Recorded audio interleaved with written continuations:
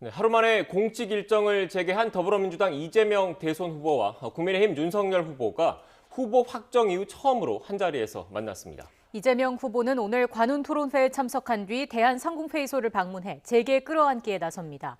국민의힘 윤석열 후보는 전두환 옹호 발언 논란 3주 만에 광주를 방문해 사과의 뜻을 전할 예정입니다. 국회 취재기자 연결하겠습니다. 조성호 기자. 네, 국회입니다. 네, 이재명 후보와 윤석열 후보, 양당 대선 후보 선출 이후 처음으로 만났는데 어떤 이야기를 주고받았습니까?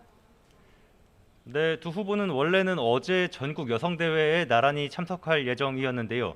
이재명 후보가 낙상 사고로 입원한 부인 김혜경 씨를 간호하겠다며 모든 일정을 취소하면서 만남이 불발됐습니다. 이 후보는 오늘 오전에 한 경제지가 주최한 행사에 참석하면서 공식 일정을 재개했습니다.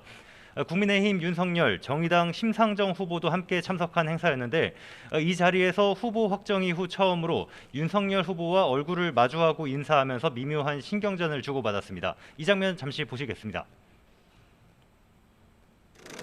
우리가 20몇 년 전에 성남에서 이렇게 법정에서 자주 뵈도 근데 제가 그 말씀을 드렸는데 보기는 봤을 텐데 저는 기억이 없더라고요. 그래요? 왜냐하면 제가 형사 사건을 거의 안 했기 때문에. 아니 그래도 이따가씩 들어오셨어. 이 후보는 정치가 해야 할 일들을 논쟁해보고 꼭 해야 할 일들은 같이 의논할 수 있는 자리를 만들었으면 좋겠다며 윤 후보에게 1대1 회동을 거듭 제안했습니다. 조금 전부터는 서울 중구 프레스센터에서 시작한 관훈클럽 토론회에 참석하고 있습니다. 이 자리에서 이 후보는 대장동 의혹 수사에 의문이 남는다면 특검이든 어떤 형태로든 더 완벽하고 철저한 진상규명과 엄정한 책임 추궁이 필요하다는 데 공감한다고 말했습니다. 반면 윤 후보가 고발 사주 의혹과 동시 특검을 주장하는 건 수사 회피와 지연 목적을 달성하려 한다는 생각을 지울 수 없다고 덧붙였습니다.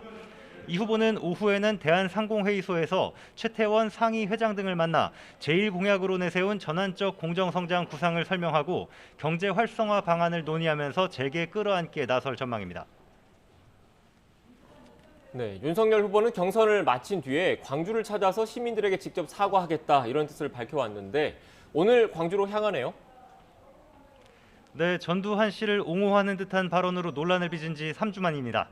윤석열 후보가 유감을 표명했지만 반려견에게 사과를 주는 SNS 사진 때문에 비판이 이어졌는데요.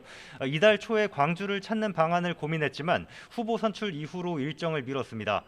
윤 후보는 일단 전남 화순부터 들릅니다. 5.18 민주화 운동 당시 시민 학살에 항의했던 인권운동가 고 홍남순 변호사 생가에서 유족들을 만납니다. 이후에 광주로 이동해서 5.18 자유공원을 방문한 뒤 국립 5.18 민주묘지를 참배합니다. 자신의 발언에 대해 거듭 사과하면서 국민 통합에 대한 메시지를 내놓을 거로 보입니다. 다만 일부 시민단체가 윤 후보 방문에 강하게 반발하고 있어서 돌발적인 충돌도 우려됩니다.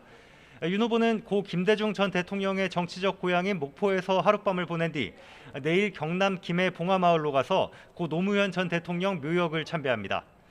지금까지 국회에서 YTN 조성호입니다.